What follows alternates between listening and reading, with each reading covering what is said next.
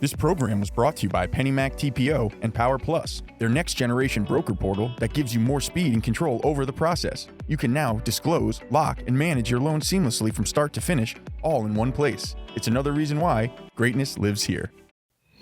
Welcome to The Interest. I'm Christine Stewart.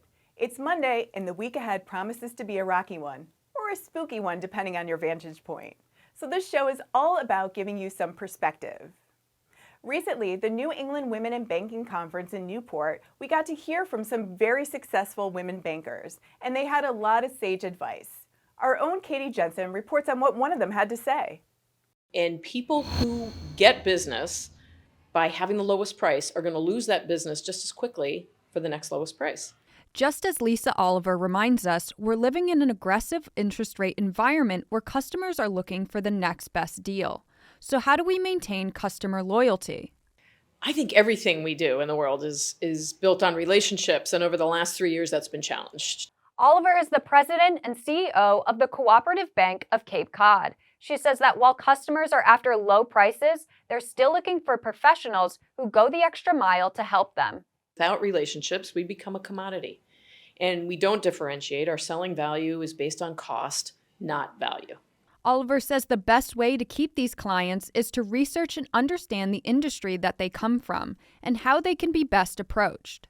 And when you come to the table with the right kind of questions, you listen, and you put together solutions, you get clients that are willing to pay for that level of resource, that level of insight, that level of problem solving. At the end of the day, money is on the table. But Oliver reminds us that while closing a deal makes for a success, so does building genuine client-focused relationships. Concept of selling, go hit numbers, go check mark widgets in a box, that's not what we should be doing. We should be understanding how to develop qualitative relationships with people. You can hear more from Oliver on The Principal, the Mortgage News Network's daily podcast, wherever you get your podcasts. For the Mortgage News Network, I'm Katie Jensen. Thanks, Katie. Pending home sales tumbled more than 10% in September. That's according to the National Association of Realtors' monthly pending home sales index.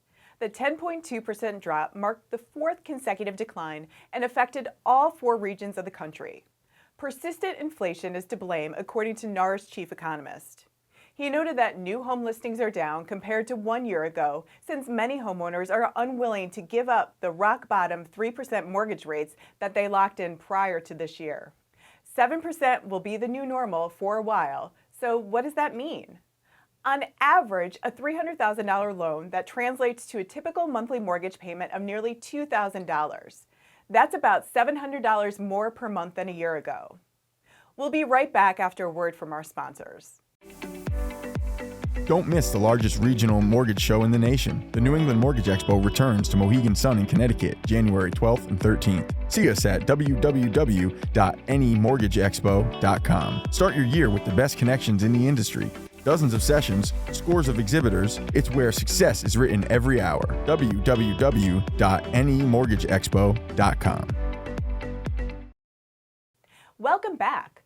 Listings were down in September, but the time homes stayed on the market increased. Zillow says homes that went pending in September typically did so after 19 days, but the number is increasing this month. Zillow says homes have been on the market a median of 54 days as of mid-October, a 45% increase from a year earlier. We'll be right back with what else is interesting today. You won't want to miss it.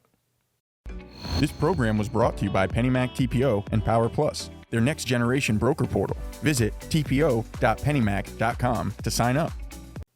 Welcome back. Here's what else is interesting today. 41 years ago this month, U.S. mortgage rates hit 18.5%. That stunning October 16, 1981 reading of the average 30-year fixed-rate mortgage came during another period of soaring inflation. A bold move by the Federal Reserve used economic shock therapy to ice consumer prices that were surging 14%. So I guess 7% doesn't seem so high in hindsight? Circling back to today's theme, it's all about perspective. For more on these and all of today's top stories, go to mortgagenewsnetwork.com.